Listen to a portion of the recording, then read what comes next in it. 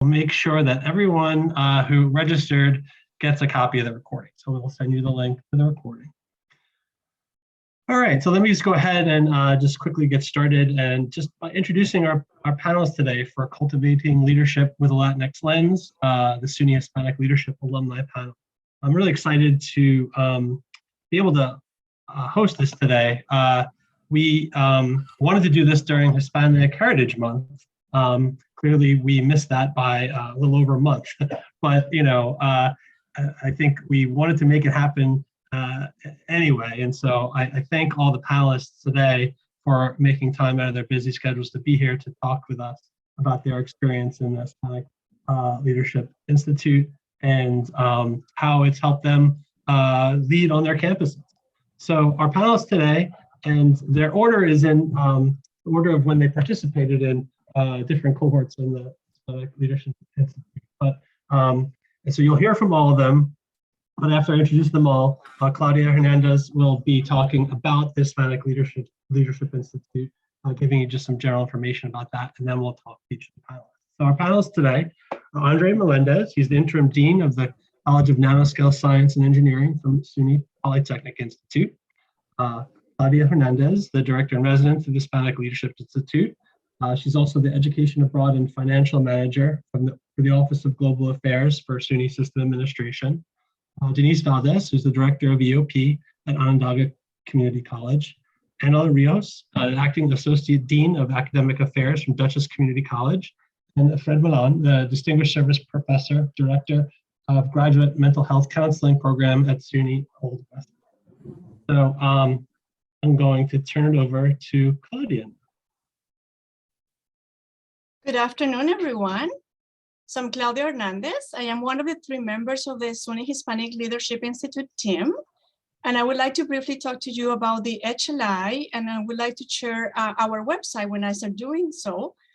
But I also want to recognize that with us today is the executive director of the HLI, President Rodriguez, and I want to invite him to just say a few words or just wave to all of us, because it's great to have you here today. And I also want to recognize that I have a member of the steering committee, but now I lost her name because now I'm the only one big here in my screen, which is kind of weird. Can we change that view, Chris, please?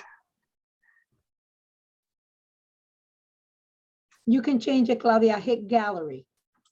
Hey, gallery. There you go. Thank you, Denise. You see, you always need a member of your team to help you. That's right. Okay, so I want to share my screen now to go over our website. Are you seeing it now? Good. Yes. So as I mentioned it before, I'm one of the 3 members of the HLI team, and Kimberly Baugh, who serves as the project director, worked closely with me, and we both report to the executive director and president of the University of Albany, Avidan Rodriguez. So once again, on behalf of the HLI team, I wanted to thank CPD and Chris for organizing this panel. So a little bit of the background of the HLI is that SUNY has committed to become the most inclusive university system in the country, where all students, faculty, and staff feel welcome and supported. To truly meet this goal, SUNY understands that the university must employ leaders at the highest levels who share common experiences and culture with those who comprise the faster growing segment of its student population, our next generation of Hispanic and Latinx leaders. This is why the SUNY Hispanic Leadership Institute is housed in the SUNY Office of Diversity, Equity, and Inclusion. So the SUNY Hispanic Leadership Institute is designed to identify, develop, and recruit, and ultimately support, retain, and foster the success of Hispanic and Latinx leaders at the university leadership level. So in our website, we have a little bit of that kind of background, as well our mission, vision, and what is our goal. And we also have an opportunity here to promote some of the events, including the one that we are here today. So to achieve this goal, we have developed our fellowship program. Here's a little bit more detail of the program, but let me highlight that this is a six-month hybrid, in-depth, and rigorous program that require a strong commitment and a significant amount of work by the participants. During this individualized experience, the HLI fellows are guided through a leadership journey that includes assessments, mentoring, webinars, workshops, monthly meeting conversations with Hispanic leaders, as well as individual and group project assignments. Each cohort reflects the depth and breadth of SUNY and is comprised by both staff and faculty, and fully represents SUNY System Center's four-year institution as well as community colleges. The HLIs have diverse educational and cultural background and varied administrative experiences within SUNY. So who can apply to this great opportunity? The HLI is designed for Hispanic and Latinx emerging leaders within SUNY. The applicant must be a full-time employee within a faculty or staff, possess 3 years of working at SUNY, and should be on a career path to higher level of administrative and leadership responsibilities within SUNY. In our website, you will find a little bit more of the detail of how anybody who is interested can apply, the nomination process, the application process, as well as the timeline of the program. So again, the fellowship program will take place between January and June. Since the beginning in 2017, HLI has formed 4 cohorts, graduating 41 fellows, and you will hear from 5 of the fellows today. If you want to meet more of our fellows, the information is available here. It's organized by the cohort. So when you open one of those pages, you will see the list of those who participated, their title, the SUNY Association, as well as their bio. We have also selected the new group of fellows that will be doing the fellowship during 2022. And there's a group of 10 amazing participants. So here is their names, again, titles, and the association within SUNY. We also have an additional opportunity that we are in the process of redesigning, which is the fellows in residence. This will allow those who had completed the first 6 months of the experience to have a more in-depth experience by shadowing a president of a provost or somebody in the leadership cabinet of a campus for an additional 6 months. Very soon, we will be providing more information on that great opportunity for alumni fellows. And today with us, we actually have one of those, which is Andres Melendez.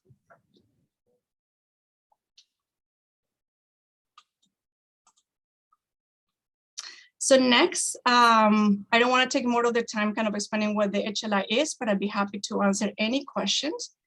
And we also are going to be hearing from the fellows who are here representing the different cohorts about their backgrounds, the experiences, and the impact of the HLI. And now I'm going to stop sharing my screen, if I can. Oh, gosh. There it is. So back to you, Chris.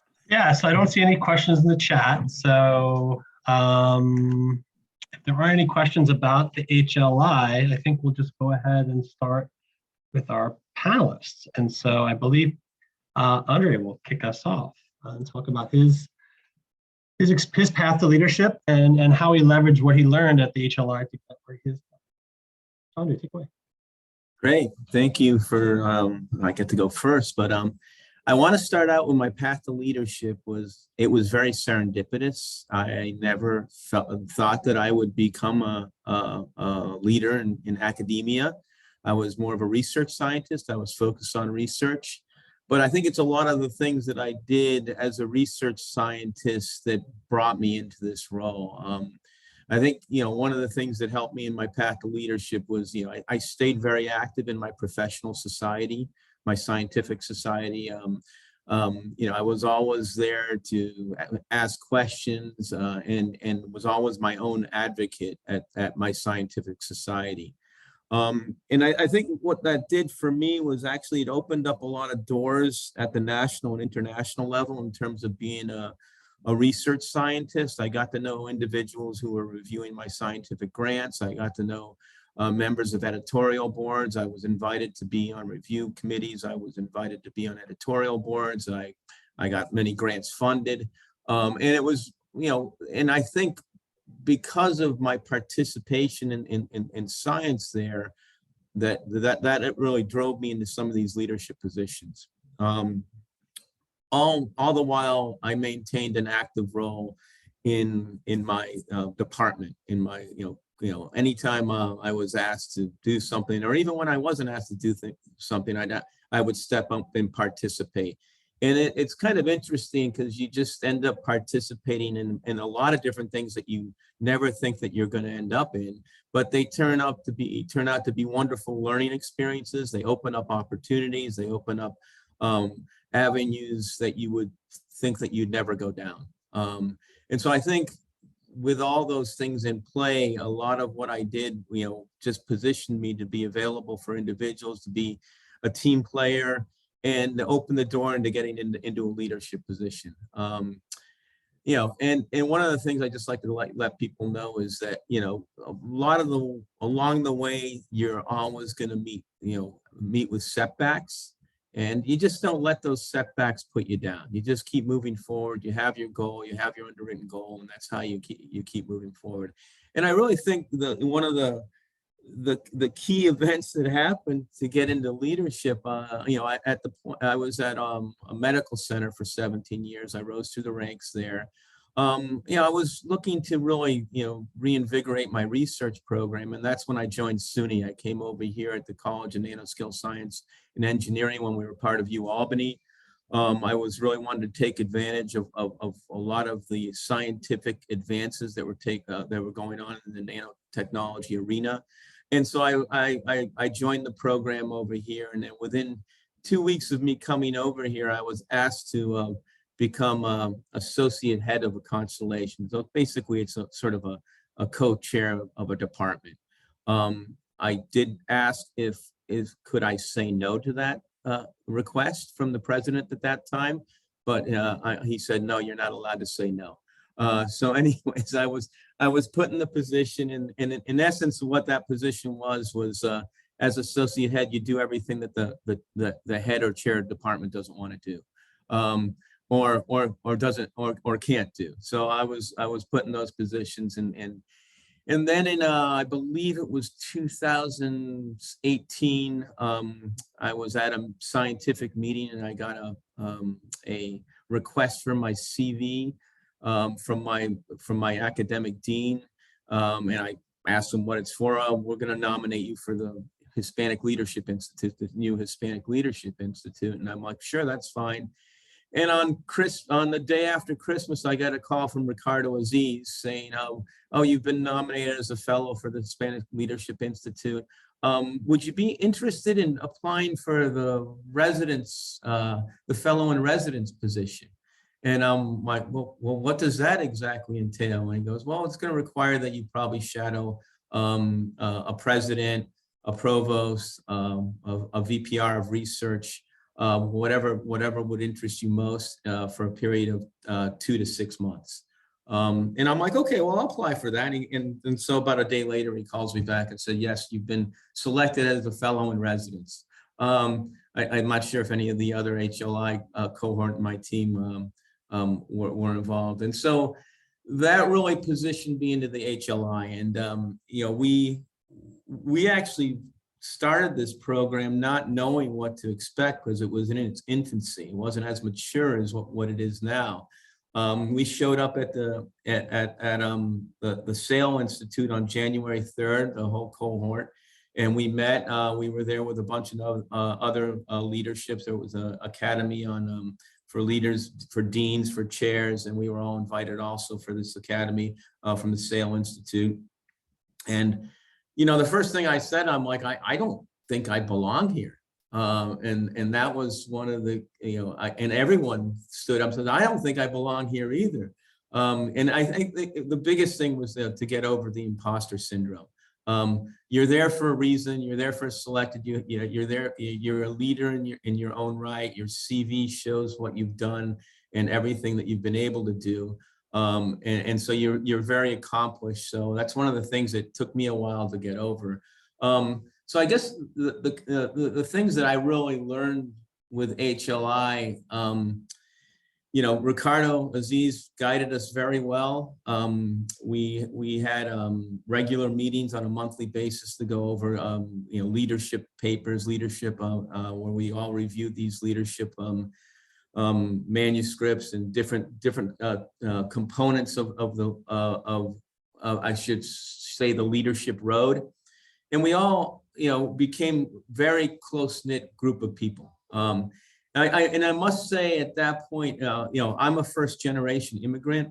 I don't sound like it because I got here when I was 2 years old and grew up in outside of Boston.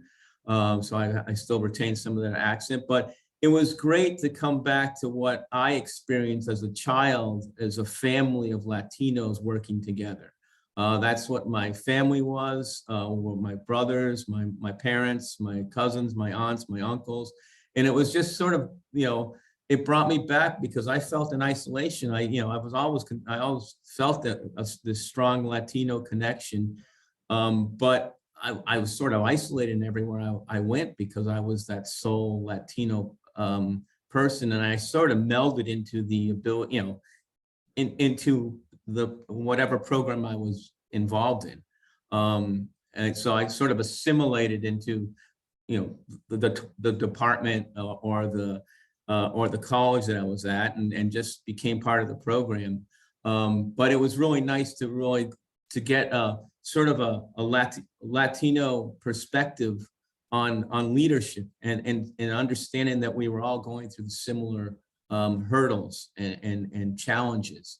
What did I learn? I don't want to draw this on too long. I think we're only supposed to talk for 5 minutes, but I think what I did learn is, during HLI is know your team, understand who your team is, know who's going to help, who's not going to help.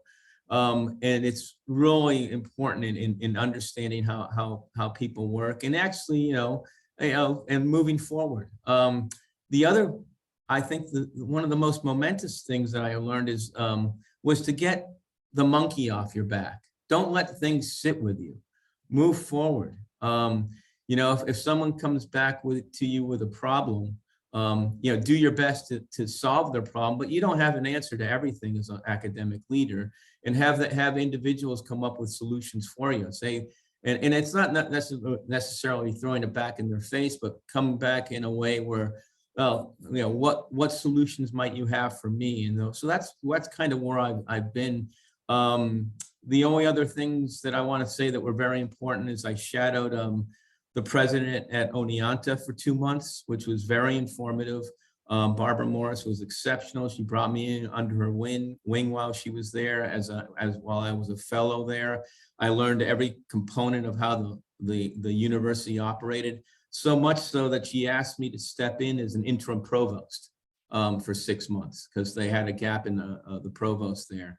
And so I actually, at that point, I had to really think long and hard about that decision because it was taking me away from my research lab. But at that point, I was actually between grants, and I was like, oh, well, this is a good opportunity to really get to know what academic leadership's all about. And so I stepped in as a provost. It's sort of like drinking from a fire hose at that point, when you haven't been in one of those positions. But it was quite enjoyable.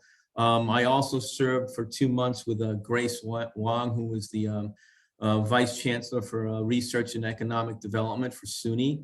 That was very. I learned how the SUNY system operated, how the research programs operate, and I was meant to actually work with the VPR at UAlbany, but I ended up stepping into that provost position right away, so I didn't really have time to do that. So I'll leave it at that. And now I'm the interim dean, and I like to say that I'm here to advocate for the students, for student success, for faculty success, and staff success. And I'll end there. Thanks, Andre. I meant to say before you all got started, if you have questions for anybody, just put it in the chat and we'll make sure that there's specific questions for the panelists. We can get to them at the end after they've all had a chance to speak. And I think next up is Claudia. Thank you, Chris. So I'm originally from Colombia, from Bogota, where I grew up and got the education all the way to college. Since I was a kid, I remember my parents emphasizing the importance of education. They were first-generation college students. They made many sacrifices so that we did not have to struggle as much as they did, in particular my dad, who grew up in a farm and needed to walk for miles to go to school. But then he earned a master's degree here in the US. He's an engineering. So from my education in Colombia, I am a lawyer and I have a master's degree in finances. So how did I get here? When I was a lawyer, I worked for the bank and trust industry in Bogota. I loved my job, but there were two things that forced a change in my life. One was the fact that the banking industry was changing, and unless I knew English, it would be hard for me to move up in my professional career. And the second one was that I wanted a job that gave back to the community, that made me feel better on a personal level. So back in 2002, many, many years ago, I quit my job as a lawyer and moved to the US. I landed in Naples. Why Naples? Because a friend of mine was going there to do her master's, and it turned out that the circumstances were such that we decided to come together. My idea and my plan at that time was to come for 6 months, perhaps a year, to study English. 20 months later, I graduated from Naples with a degree in international relations after completing my ESL, English as a Second Language program. That is, of course, easier said than done. Those 20 months were full of challenges and learning experiences, from a new language to a new culture, to have a better understanding about my own culture, who I was and what I wanted to be. At that time, I still planned to go back to Bogota. But then, since I had a new college degree, I took the opportunity to look for a job for an internship. I was already here, so I might as well just to try to do something more, right? So that led me to apply to a volunteer opportunity at the Center for International Development here in Albany, that was part of the university. 2 weeks into that experience, I met my current supervisor, the head of the Office of Global Affairs, in a street in downtown Albany, and the rest is history. Last year, I celebrated 15 years at SUNY. So after finding a job, from several years, my priorities were to focus on my job, developing my new career. I came here as an international student on a temporary visa. So I was super busy, and I needed to go through a lot of paperwork and meet different timelines, from changing my status from a student visa to a working visa, to becoming a resident, to finally becoming a citizen in 2018.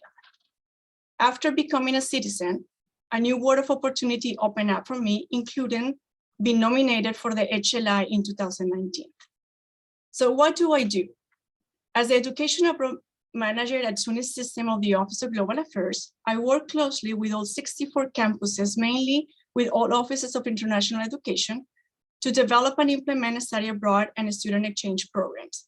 In this area, I also support the development of policies, procedures, and best practices for the consortium. This means that any study abroad program that is developed to a SUNY campus could serve any student within SUNY.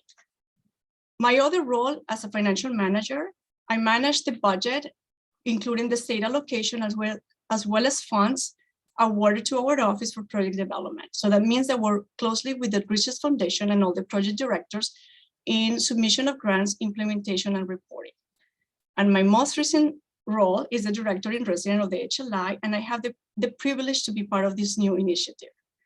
So what are some of the highlights for me from the HLI in 2019? Working with mentors, networking, and as Andrew mentioned it before, getting to know the amazing group of people and peers that were doing the program with me. That, by the way, we got connected through the program. So even with 15 years at SUNY system, I have not heard about many of them and had not had the opportunity to meet them. Our connection is so strong now that we continue to have regular meetings and have stayed in touch. Also making connection with Latino leaders in the community and in higher education, both locally and across the country. Participating in the HLI Fellowship contributed greatly to developing my leadership skills and awareness of my professional strengths and weaknesses, and my leadership style, but more important, it really helped me to be present and to speak up and to take on to new challenges, to getting out of my comfort zone, including being part of panel discussion like this one. Sometimes as an administrators, we don't have the many opportunities to be part of this kind of events. I can apply the skills learned in my everyday job.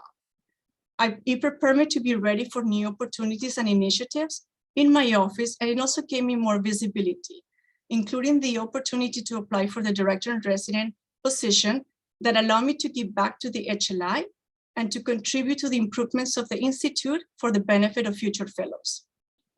Coming from Colombia to the US, specifically to learn English, required me to put my native language and culture to the side. I really focused on what it takes to succeed in the US. Finding the HLI program allowed me not only to rediscover my dormant heritage, language, and culture, that be part of myself and I have not truly connected for a while, and to be proud of it, and to let it become one of my assets instead of something that was part of my past. So with that, back to you, Chris. Thank you, Claudia. That was great. All right, and next up, I believe, is Denise. Hi, guys. I know that this is a familiar story, right? You've heard it twice now. So one thing we had in common as a cohort, I don't think any of us thought we would ever be in HLI or that we would be administrators. So it was nice to kind of be in the same group with people that we shared, no matter where our geopolitical origins were, we all shared similar cultures and definitely the same language. And that was great. As someone, I've been with SUNY now for 9 years, but I was an adjunct for SUNY while I was in grad school and working on my PhD. And I used to bounce around from a couple of the schools and never, ever, I was always the only Latina, always. So just some background. I grew up, my parents were born here in New York City. I grew up in New York City. All 4 of my grandparents came from Puerto Rico when they were 18 during the first big migration in the 30s. They came, and so in my house, we spoke Spanish in the house, English outside. But one thing that my parents, they were both so smart, but could never go to school because they didn't have financial aid. And back then, college was for the rich, right? In the 60s, 50s, college was for the rich pretty much. So I grew up in a house respecting culture, but also understanding the ways in which my parents missed opportunities and were mistreated and misunderstood when they were younger until they acquired enough English, right, and to defend themselves. So my first mission in life was to be an ESL teacher because I thought, you know, my parents told me many harrowing stories of how they were treated in kindergarten and first grade. And, you know, like one really horrible story was that my mom said they used to put duct tape over their mouths because they didn't speak any English and they were not allowed to speak in class until they learned enough English to actually articulate their needs. Oh yeah, it's hard. I mean, my mother used to make me cry with these stories. So I thought I'm going to be an ESL teacher and no one's ever going to mistreat any of my students, no matter where they come from again, just because they don't speak English. So that led me to get a degree in English and ESL education. And then I got a master's in linguistics. And that was when I really started to see that I wanted to be a professor. So then I became a professor of English. When I got here, I think because I am one of the few Latinx people on campus, you know how that is. Tokenism is, I feel like you can't avoid it. When you're the one person that's brown on the campus, you become the focal point for committees, and they want you to chair job searches and they want you to do all of that. And like Andres said, yeah, you say yes because you're excited, you're new, you want to participate, you want to be effective, so you say yes. So that was my foray into administration. Started with chairing committees and chairing job searches. Then they asked me to be the coordinator of the ESOL program. And it was at that moment that the president, Casey Crable, and then Provost Daria they said to me, hey, we want to nominate you for this, because I didn't know this existed either.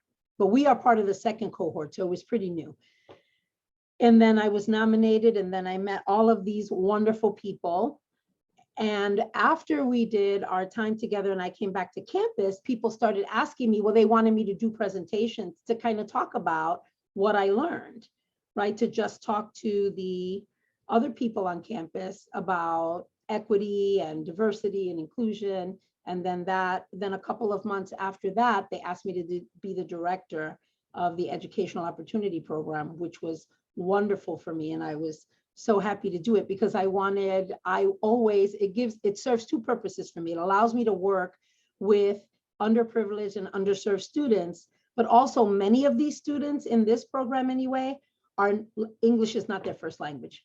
So I get to do both things that I love. I get to advocate for students for whom English is not a first language, and I get to kind of be the watchdog about how they're treated.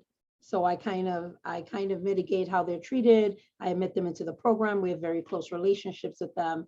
I used everything HLI taught me because the one thing they taught us, I think one of the best thing they taught us was how not to participate in a toxic work environment, which when you are the one that is being othered is a very common thing, I think.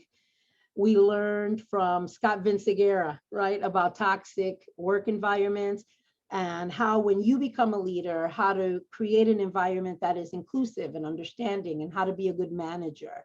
It also, we learned everything about the legal, we had like one day with the legal team of SUNY, which was pretty amazing. I don't know if you guys from the third cohort did that, but we spent one day with the legal team of SUNY. That was really eye-opening.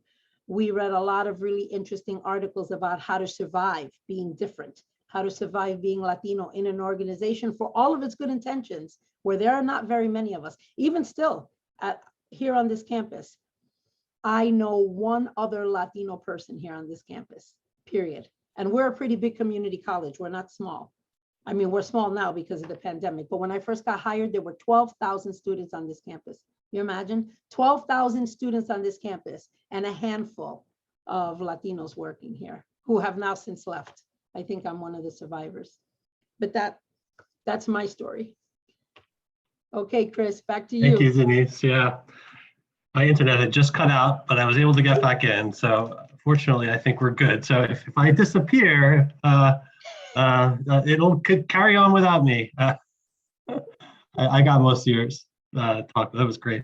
All right, so next up is Angela.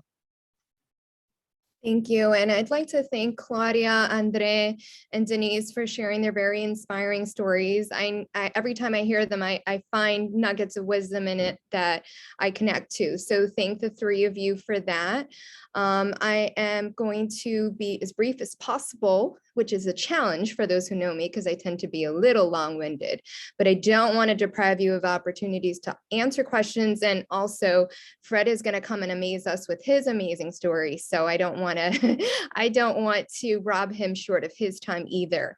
When I am told to talk about my leadership journey, I can tell you that there are two words that I can just use, right, to describe what led me to where I am. And those words are identity and sense of belonging, right? And so as some of my colleagues shared, I came here as a child, not speaking English. I was 5 years old and came from the Dominican Republic. My family is multiracial. So there was a lot of questions from my peers, from my predominantly white teachers about, is this my family? Is my mother Black? Is she Hispanic? What is she? There's a lot of labeling and questioning about where I belonged and where I fit, right? And as a child, you internalize a lot of that and really believe that you have to assign yourself to certain places, right? And I struggled to learn English. My sister was thriving and doing really well, has similar coloring to, my mother. And that's important because we came together and she seemed to be thriving and I was not, right? So for me, it was a direct reflection of something that I was doing that was not correct. And so it took a really long time. And I grew up in predominantly white environments and schools, and that carried with it this idea of where do I belong, right? And so I spent a lot of time as a child really undervaluing the things that I had to contribute and my own experience, undervaluing speaking Spanish, because I was told you have to learn English, and don't have an accent and you can't do these things. And so I lost a lot of my Spanish. I lost a lot of the cultural things. I would grow up seeing the way that people treated my mother, who had a very heavy accent, who was a professional in her own country. And all of these messaging is part of my story, right? And so when I went away to college, I had the opportunity to go to a four-year institution Community college was not a phenomenon that I really knew about, coming from a family that was first generation and primarily in Dominican Republic, right? So there was a different association with what higher education meant, what you went there to do. And I paid a lot of money to get an education that I really could have gotten starting at a community college that had a lot of the supports that I needed, right? And it was through that process of going to this four-year school and really turning it around and doing really well and learning through my work with faculty, through my work with people who really cared and mentored me, that the messages that I received about who I am, what my identity is, and where my sense of belonging lies was not correct, right? And it was up to me to write my own story. And so I began to do that. And every turn that I made, I came back to higher ed as a place that I felt that I can do the most good work, right? Because somewhere out there, I knew that I was not the only person who experienced the things that I did as a child. And those things are meaningful. And if I can have an impact in the way that someone navigates their educational life, I want to be a part of that, right? And so I spent a lot of time, originally I went into housing and I was working with the students in a residential capacity. I got the opportunity to earn my master's degree in counseling with a focus in higher education leadership. And from there began teaching at UConn with first year experiences. And really through all of these experiences, I got to learn about students. I got to learn about barriers that they face. And I got to learn about their sense of belonging and the things that they needed to be successful and how I can be a part of that in the various roles, right? And in different institutions, out of transitioning out of the public four-year institution sector, transition to community college work. And there was where I really saw the heart and the spirit of the things that I felt connected to in my work with supporting student learning and helping students to overcome their messaging of where they belong and who they are.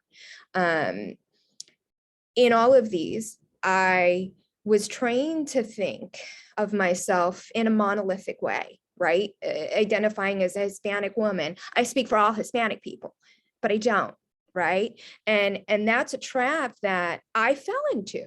Being the person who is on all of these committees, it's, Angela, give us the Hispanic opinion on this matter. And I didn't realize and I didn't connect that I was associating the Hispanic community in a monolithic way, right? And so I had to unlearn that. When I was mentored by other, Hispanic colleagues in this Leadership Institute, I realized how I was participating in a lot of the things that marginalized myself and people like me. And that was a very hard, but honest thing. I thank Dr. Abidan Rodriguez for his leadership in the HLI community. And one of the reasons that I'm saying that is because he provided us with an opportunity to engage in a very honest way about where are we in this work? Right? Where are we in the DEI lens?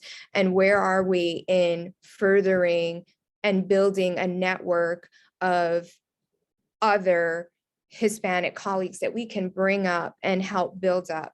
And his emphasis on networking was a huge part of what led me to being where I am today as the Acting Associate Dean of Academic Affairs. We had some projects that I want to talk about briefly because I think they're really critical and they encompass a picture that I think is important when you think about this intensive process, right? And one of the assignments was to identify a network, to identify a mentor of where we want to be. Who do we want to be in 5 years? And that seems like a really simple question, but it's not. Right. And really developing those relationships outside of your comfortable bubble, because we get there, we get a comfortable bubble, and we know that there's a few key people within our reach, and we reach out to them and we kind of stay there, right? And Dr. Rodriguez really encouraged us to think differently and to start expanding our network to different colleges, different places, forget our comfortable bubble, and let's talk and reach out to others who may be willing and interested in mentoring. Through that relationship, I connected with a provost who really helped me with our final project, which was to propose really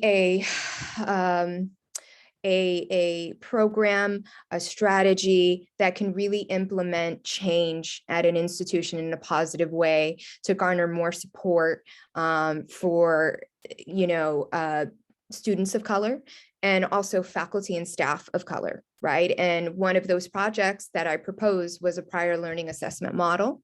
And I received invaluable feedback from my colleagues along the way.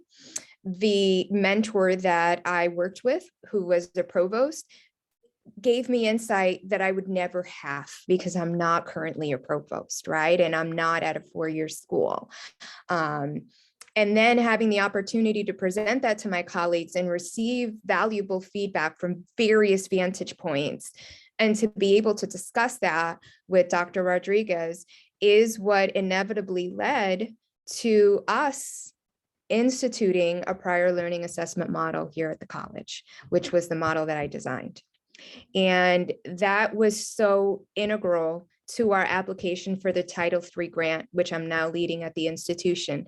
So I very much credit the very critical and important work of establishing a network, working together with your colleagues in this real unique opportunity to be with amazing individuals who have all chartered their own path, independent of being brown and the barriers and challenges that come with that, and independent with their own unique stories, because we're not a monolith. So I want to thank the HLI community. I want to thank you for coming today and listening to our stories. I hope that in the things that we've shared, you have found things within yourself. And I also want to end that the HLI experience doesn't end when the 6 month ends. And what we're doing here today is an example of that. We've published as a cohort. We had a article that was featured in Inside Higher Ed. I'm working with a group of colleagues in my cohort and another cohort on a book about Hispanic leadership. It doesn't end after the seminar ends. So I just want to say thank you for the opportunities, and a call to action to you to say you can continue to do amazing things with that mentorship and with that network. Thank you. I'm going to go look up that article right now, see if I could find it. I remember seeing it, so I'm sure somebody has it, bookmarked, right? All right, so last but not Chris, least. not to interrupt you, but since you said that, it's actually on our website. In the main page, you can scroll all the way down so people can find it very easily there. So Very sorry cool. to interrupt you. No, not at all, not at all. I'm just going to shut up and turn it over to Fred, our last presenter. Hey, everybody. It's always great to hear everybody's stories. You see the overlap and you see the differences, right? We're all Latinos, but we all come from different kind of backgrounds. So I'm a New York born Puerto Rican. My parents both came from Puerto Rico, met in New York and married, and then they had us first generation to college. So as people were talking, Angela mentioned identity. And for me, a lot of this is about identity. So I went to school, grammar school in my neighborhood, and it was a mixed school, and I was bright. So from there, I went to a high school that was a scholarship only school. And that was kind of my first experience of being othered. And it's interesting because looking back, and after many years of therapy, right? I'm a psychologist, by the way. So my identity as psychology, I think was rooted in that, this idea of being othered and beginning to try to understand kind of what that meant, that what was valued in one context, which was my neighborhood in my previous school, was now being minimized or devalued in this new experience, which was, everybody was celebrating, oh, you got into the school, and it was, prestigious. It was a scholarship-only school, but it triggered so many negative reactions from me because they didn't know about my culture. They didn't know about my social class because I came from a kind of lower income group. So it triggered all these things. And ultimately, I think that defined me. So I got a doctorate specializing in kind of cross-cultural issues, and was lucky enough to have a couple of faculty of color who, ironically or not so ironically, didn't get tenure and ultimately left the school. But once again, this idea of who am I? How do I fit into the world? How do I understand how things function? So a lot of what has happened for me has happened serendipitously or through connections. So my professor said, there's a school, Old Westbury, that's looking for professors. They're looking for folks of color. Apply. I applied. I never thought about being a professor, and it happened. I'm there. I've been there for a long time. And I was able to teach psychology. And the program that I currently run, I started through another connection because I was the chair of the board of psychology for New York. And I knew these things were coming, so I was able to kind of implement that. I was the chair of psychology for 10 years. I've been president of National Latinx Psych Association, president of various psychological organizations. So my leadership has basically been in my field. So for me, it's interesting to hear folks' stories because academic leadership is, in a sense, a shift of identity from whatever you trained in, unless I guess you trained in higher ed administration. But as a faculty member, it's integrating a different identity. It's kind of leaving psychology behind, which is how I defined myself for a long time, and moving into a more universal context. So that was why when the HLI opportunity came up, I applied. In my school, basically, they put it out to everybody, and anybody who was interested contacted the provost and said, look, I'm interested, would you recommend me? And he ultimately recommended me. I'm in the last cohort, and we were the only cohort that was virtual. So our 6 months were all virtual. I have never actually physically met any of my cohort members. And Anna Maria actually is a cohort member of mine, so nice to see her face. So our experience, I think, was qualitatively slightly different than everybody else's. It was really useful. I wanted training and a focus on actual leadership because I had never had any actual leadership training. Everything I had done based on my kind of clinical training. I had done on kind of emulating folks that I thought were good leaders, common sense principles, ethical principles. You know, you treat people how you want to be treated, con respeto. You know, you do what you say. You're honest with folks. But I wanted some formal training. And I wanted formal training with a cultural bent because I've seen some of the other trainings and I've been told about, you know, how I'm too emotional or how I use my hands too much or how I have to act a certain way. And I knew that was, you know, that was a Eurocentric point of view and I didn't want that.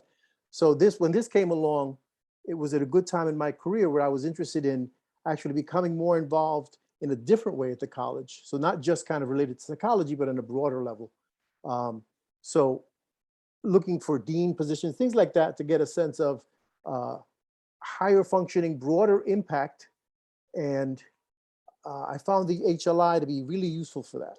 As one of the older folks as well, it was useful to get the energy of the younger folks as they was coming up, to provide whatever context I could to feed off of their energy.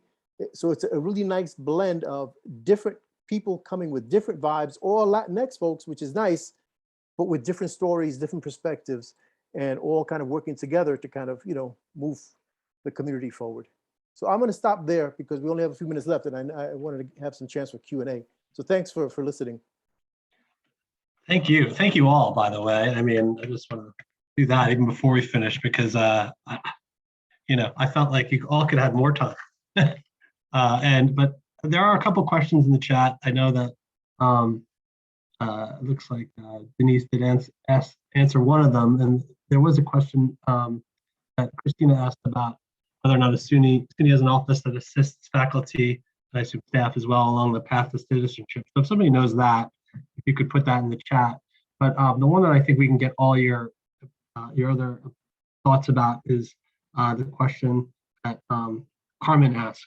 How do we make the most of this HLI experience? In other words, what would you have done differently to maximize your time as a fellow?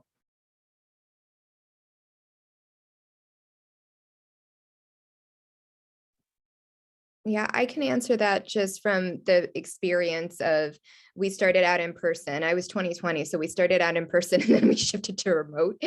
I will say to you what I said before, and I really meant it. You know, if you're going to commit to a leadership kind of training and development and really wanting in an honest way to explore, how do I do better, not just for me, but those who I want to pull up, right? To also have a voice.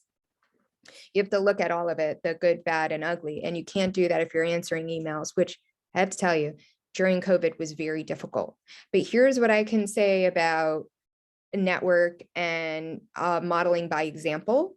Dr. Rodriguez was leading an institution who was in the midst of dealing with some racial issues, the pandemic, and a lot of other really challenging things with pivoting from in person to remote.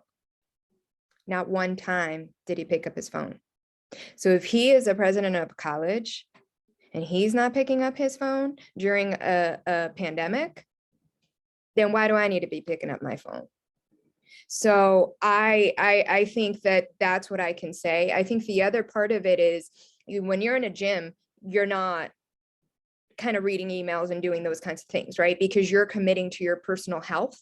For me to commit to my health as a leader and really look in an honest way of how am I contributing to some of, and how am I perpetuating some of these really bad messages about the Hispanic community? How am I enabling some of this bad behavior? I can't do that work if my mind is somewhere else.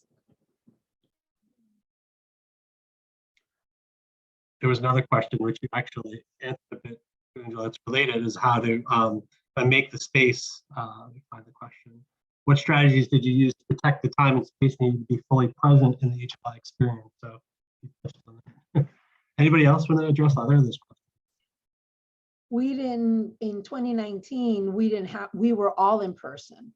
So our first encounter with each other was in Rensselaerville at the Carey Institute for Global Good. So we got to spend 2 days, Claudia, 2 days, 3 days together. And we were all in the same building. We ate all our meals together. We did everything together. And so that protected our space.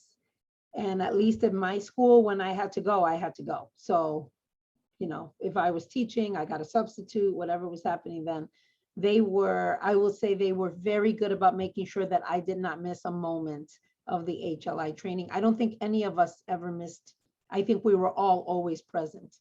So we were we missed what Angela went through by the skin of our teeth, right? By a year, less than a year. We talked about self-care and Zoom exhaustion. And there were times that it was difficult to be on the screen for that long, but there was an energy, I think, that we provided for each other.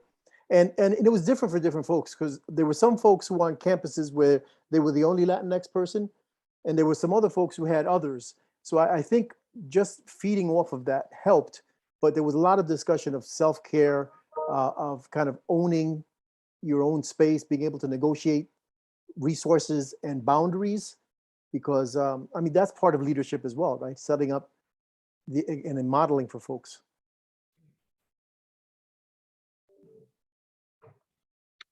I have a question actually that a lot of you talked about the value of doing this type of leadership work. Fred, you just talked about it with other Latinx people. And I'm also curious too, what the value that you found in being with other people in SUNY. I mean, there are other opportunities out there. I don't know if there's Hispanic leadership institute outside of SUNY, but I imagine there are similar types of organizations or programs. But what did you find valuable at being with people who are also at other SUNY institutions?